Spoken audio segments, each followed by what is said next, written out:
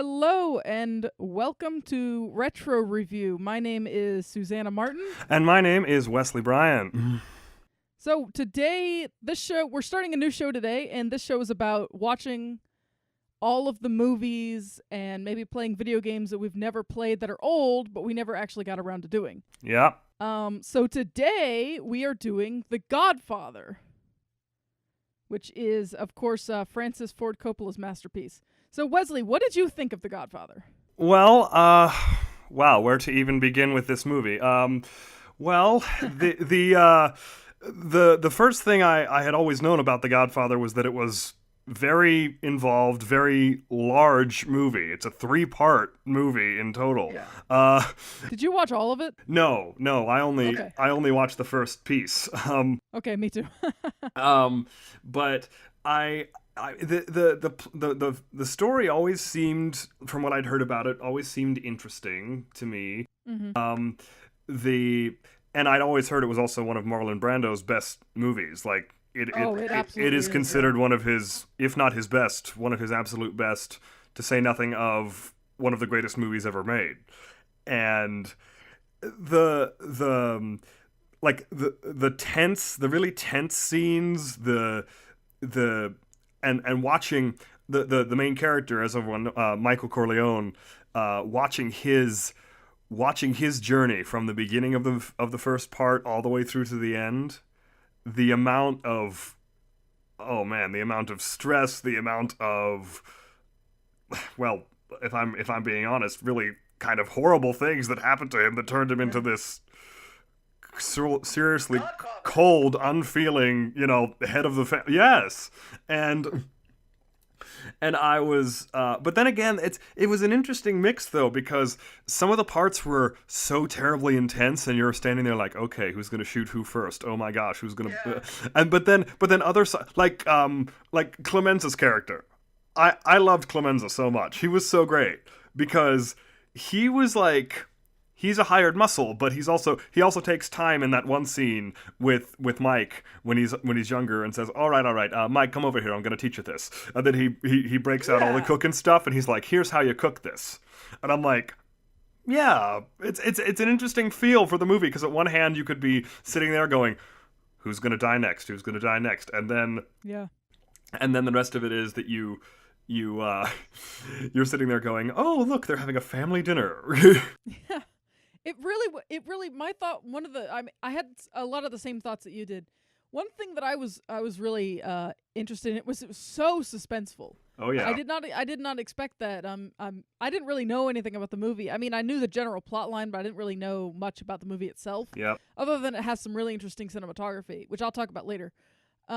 But gosh, like there were so many scenes, like I already have this like spot in my back that's been bothering me, that's been like tight, and I just kept having to like remind myself to like release my muscles, because I kept getting so tense watching this movie. Like it is so suspenseful. Yeah, like probably one of the most intense scenes in the whole thing, I think, was when they're setting up the fake meeting with the crooked police chief and Benzini, where they're in the restaurant, and he goes to. Oh, I should say spoiler warnings. Just, I know the movie's from 1972. You should have seen it before. We should have seen it before. But spoiler warnings, anyways. All right, so ahead, continue. Yes, just the moment where he reaches for the gun, and then he's fumbling, and you're like, oh my gosh, did someone forget to put it there? Is it gone? Are they gonna notice? And then it's like, oh, there's the gun. But then I'm like, okay, now he has the gun. What's going on? And then he just. I mean, what else could you say after a scene like that? Gosh, yeah. It was so, like I said, it's so suspenseful. I have to say, like, it's interesting because I knew a lot of beforehand. Like, I've been told about the movie. I've read in like cinematography or directing books. I've read stuff about the characters and and the actors and stuff.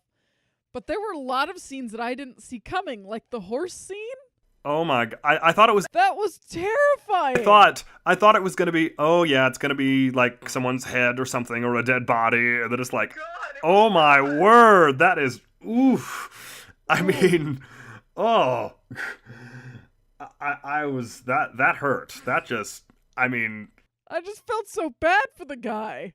But then again, like, he seemed kind of a cretin in the first place, but That's one thing about this movie. There are no, like, good people in this movie. Like, maybe you could say the poor girl that Michael married and then got blown up, or maybe his actual, like, wife later on. But I thought, or maybe I thought if there was any person that was the most redeemable, at least in this first part, Connie. Connie was like, oh my, how do you even? Her character had so much bad luck happen to her, and I was like, okay, so you're married to an idiot. Was that the sister? Yeah. Connie's the sister, who's married to the completely abusive idiot, and then she goes to Michael, and he says to her face, "No, I didn't do anything." And I'm like, "Oh my gosh, you are heartless, you are cold, you are ugh." Yeah, that was hard. And then he tells his own wife he didn't do anything, and she actually buys it. Yeah, I don't think she bought it.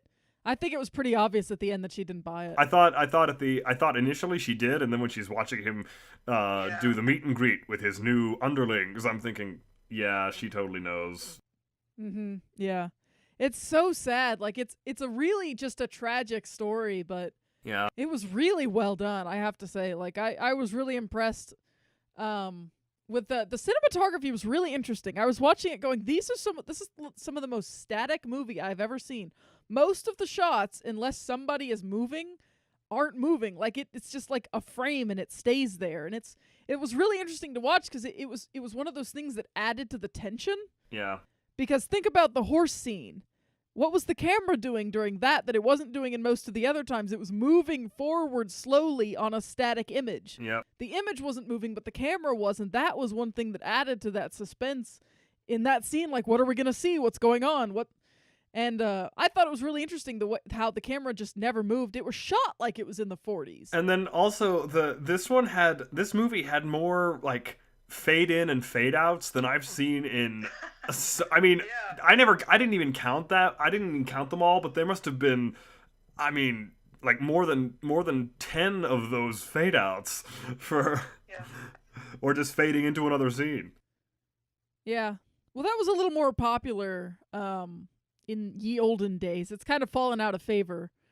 I mean, think about it. In Star Wars, which was made around the same time, the 70s, there are tons of those interesting wipes and fades and shots like that. I never had seen many Marlon Brandos, but I never really understood initially when people said, "Oh yeah, he's so great in it. He's great." And then when I watched the movie, I'm like, literally every second he's on screen, I'm just like, so captivated. What is he gonna say? What is he gonna do? Oh my gosh. Have you ever seen On the Waterfront? I've heard the name, but I have not seen it. Okay, it's really good. I would love to do that for this show because, by the way, we may not necessarily. It may not be something that neither of us have seen. It may be something that only one of us has seen and the other one hasn't.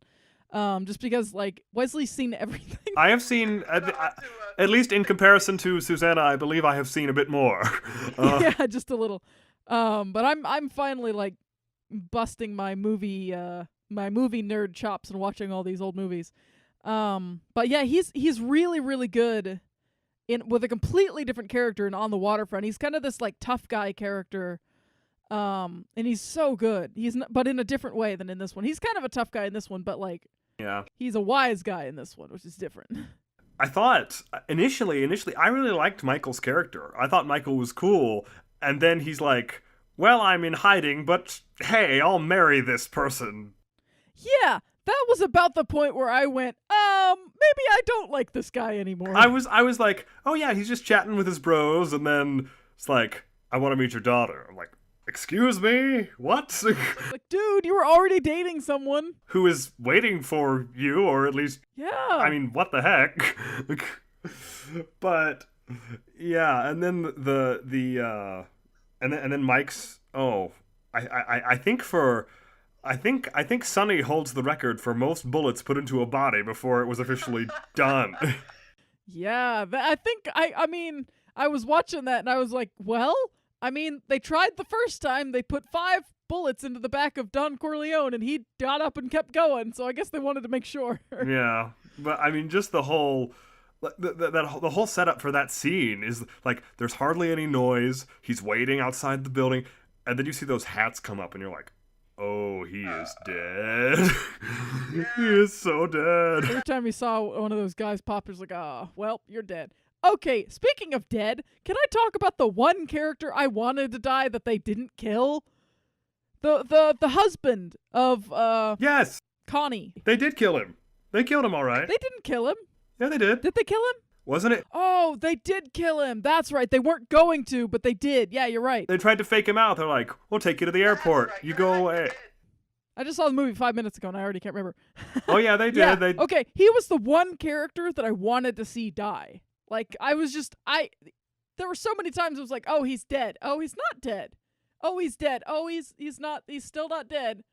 Can we just kill him already? He was the one character, like, I really just hated. Yeah, I was, well, I mean, after that one scene with him and Connie, I'm like, can someone please bash his head off, please? I mean, get rid of him.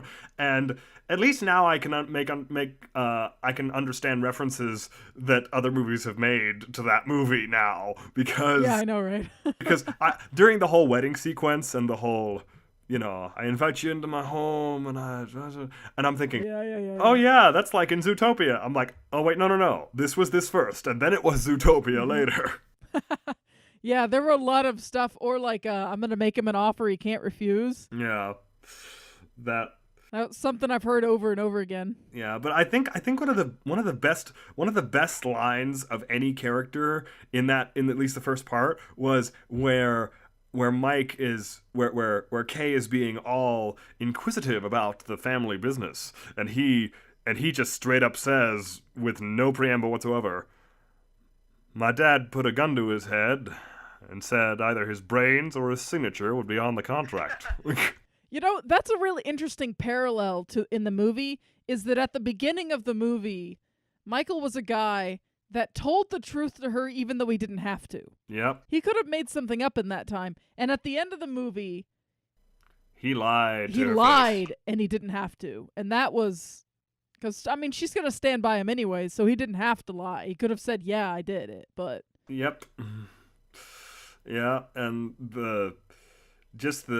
it took me a few minutes when I was first watching it. I was thinking, okay, I have to keep these people straight because there's so and so and so and so, and they're so. There were so many characters. It's true, but I mean, once you understand, which takes a few minutes, it takes a while, but once you actually do understand the relationships between characters, it becomes so much more interesting, I think.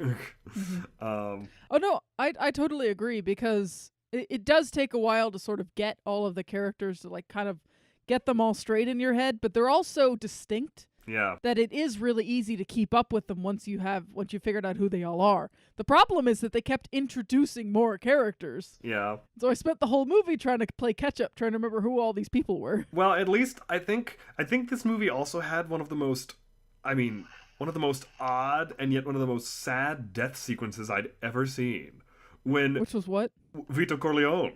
I thought when he's in the field with his grandson his grandson. Oh gosh, that was hard to watch. And then he just falls, and the grandson thinks it's oh my gosh. Man, that was hard. Yeah. No, I agree. Like you said, every moment Marlon Brando was in scene, he just stole it. He's such a good actor. And I mean, how did he, you gotta wonder how much of that voice was his own speaking voice and practice, because... No, he doesn't sound like that at all. Like, I've seen him in other movies, like On the Waterfront. He sounds like a normal guy. So, like, that was something he made up for this. I was assuming it was a fake voice, but oh my gosh, it was a good fake voice. Yeah, it was. It was a really good fake voice. But yeah, I think one of the only, of all the gangsters, I think he wasn't really technically one of the gangsters. He was the lawyer, Tom. Oh yeah, I really like Tom. Yeah, and the fact that he survived until this point in the movie, he didn't die, and I'm like, okay, so Mike just threw him out. They're gonna take him outside and blow his head off. No, they're not. Nope. He's okay. Yeah, I mean, there was no reason for him to die other than, maybe just a gotcha. kind of thing for the movie, but the movie didn't do that, which was impressive. Yeah, and just the fact that, I mean, just the way these actors, the actors in general and the characters are written to turn on a dime. Like they could be having family dinner at one point, and then they can very calmly say to a guy, "Okay, you're going," and he's being boxed in by dudes, and you can totally tell, and he can tell that, okay, I'm gonna walk out that door, they're gonna blow my head off, I'm not even gonna fight back. Okay. I'm like, oh my gosh, wow, this is. Oof. I mean, there were a lot of scenes that were kind of difficult to watch because of how, I mean, they weren't super gory, but they were sort of a little more realistic than you would normally see in these sorts of things. But this movie definitely earned its R rating. Oh yeah, it did. By like a lot. A lot. Oh yeah. The amount of, and during the whole church scene where Michael is there. Oh, that was epic. About to. Oh my gosh, I was jointly hating and loving every moment of that sequence because it's like, I am being sworn in as the Godfather to this child while my men are. Do you renounce Satan? Oh yeah, I totally do. I do. I so do. Yeah, totally. Oh my god. It was terrifying. My gosh. That was an amazing scene, though. That scene was super cool. And the backdrop, the music in the back, I was like, yeah. Oh my gosh. Yeah, let's talk about that for a second. The music in this movie was really good. Yeah, that whole theme that I had the subtitles running so I could be sure to catch the dialogue, and they called it. Oh, did you? That's good with Marlon Brando. Say what you will about him, but he was a little tricky to understand sometimes. Yeah, but it was so funny when that music came on, the credits, the subtitles would call it the love theme playing. And I was like, really? I wouldn't call this a love theme. It's more like I don't even know what you'd call it.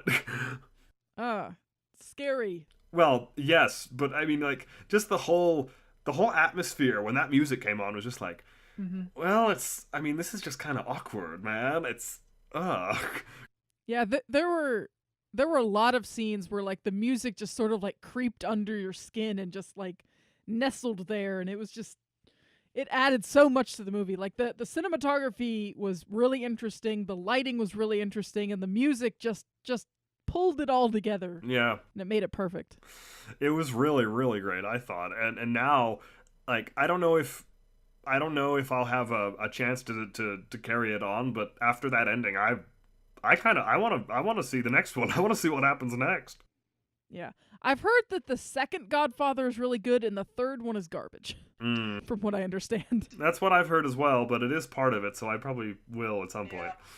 Well, we should definitely watch the second one, because I haven't seen this first one, definitely haven't seen the second one, and maybe we should do another show on that one too. We could, yeah, that is true. That was one that I don't think ever really would have worked its way onto my list, but after the fact, I'm actually glad that I took the time to see that movie. Yeah, I will say, like, it's not one that I would have watched on my own if I wasn't watching it for something else. Because I have specifically avoided watching it because I know how it ends, and I know it's not like a good movie in, like, not like it's an amazing movie. It's really, like, well done, but, like, it's not a movie that's gonna leave you feeling very nice after the end. Yeah, it's not a happy movie.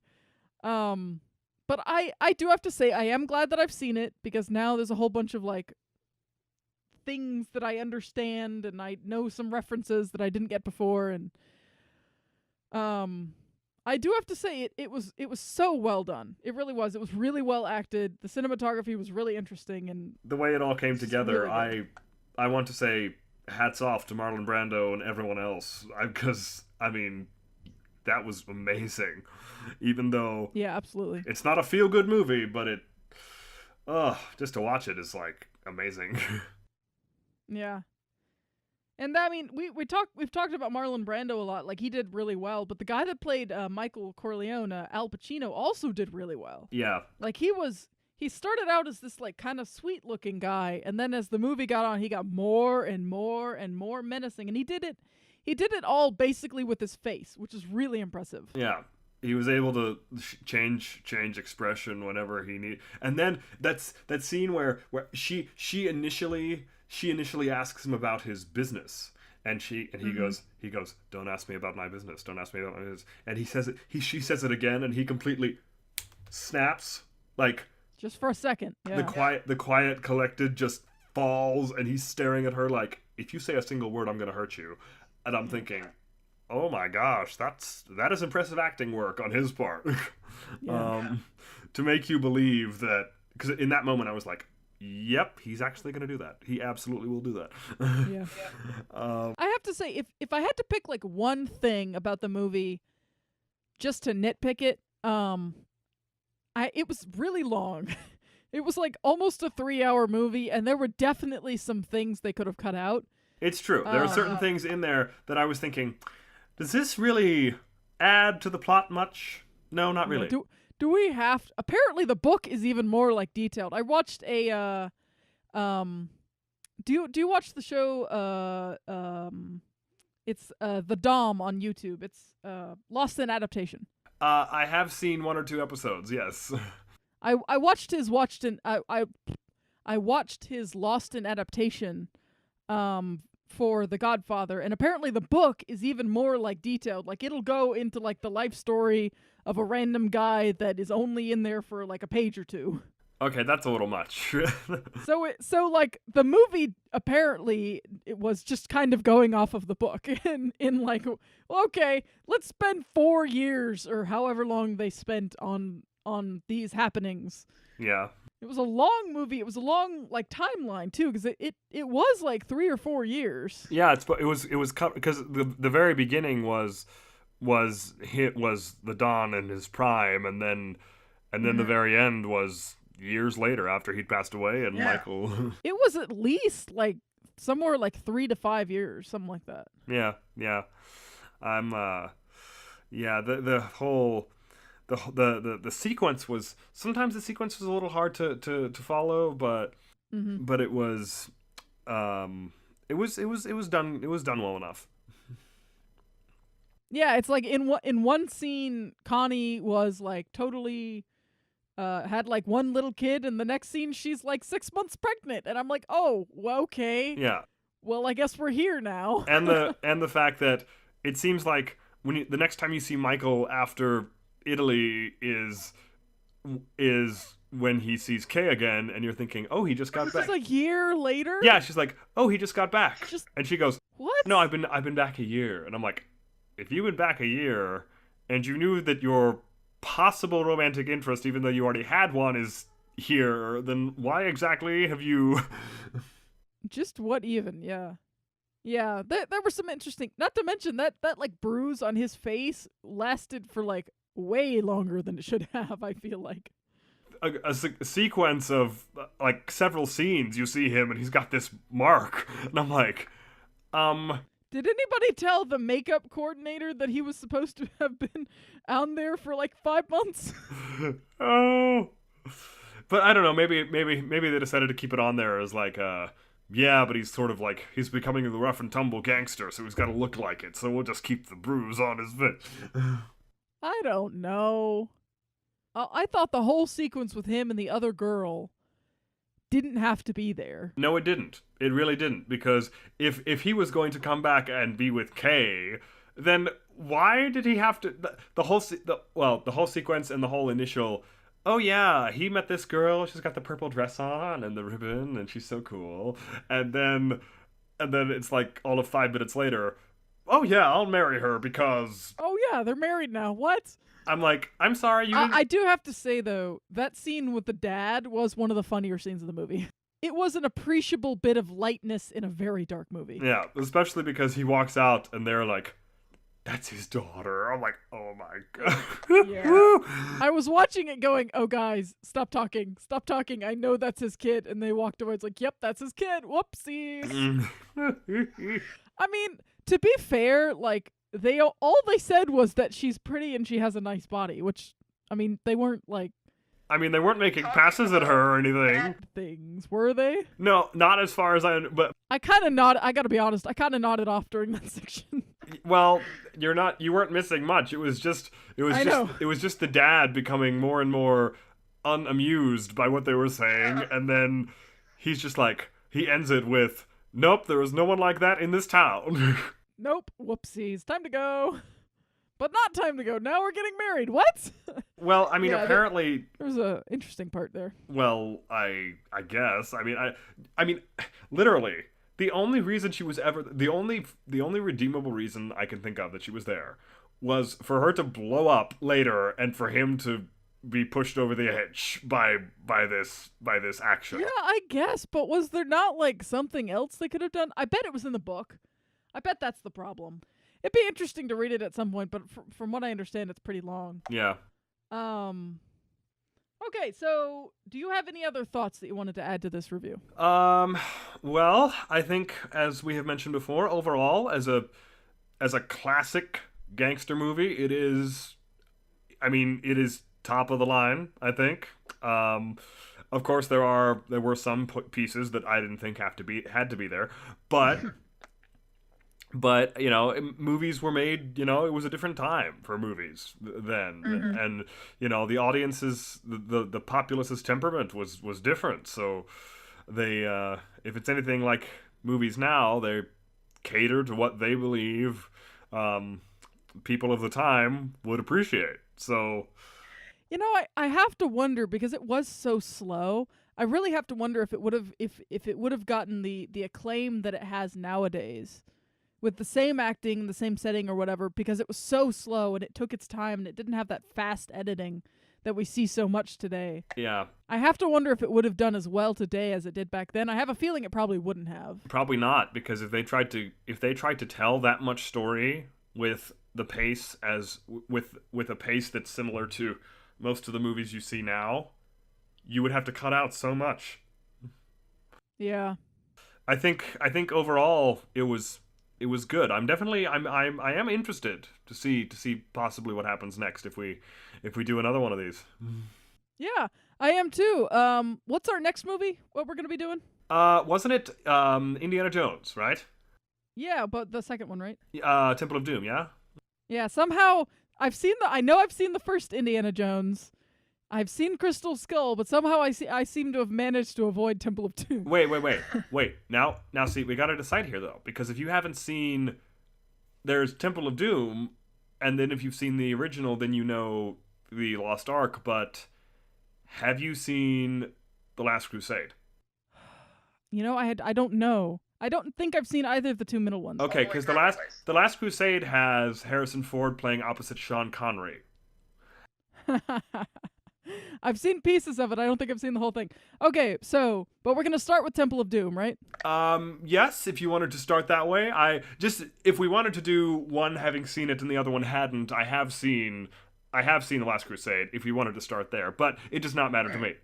Yeah, let's do Temple of Doom. All right, so next time we meet, we will have seen Indiana Jones and the Temple of Doom for the first time. So that will be interesting. Very much. That'll be a little bit lighter than The Godfather, I have a feeling. Well, a little, but from what I understand, there's at least one scene in there that's not for squeamish people. Okie dokie. Well, thank you so much.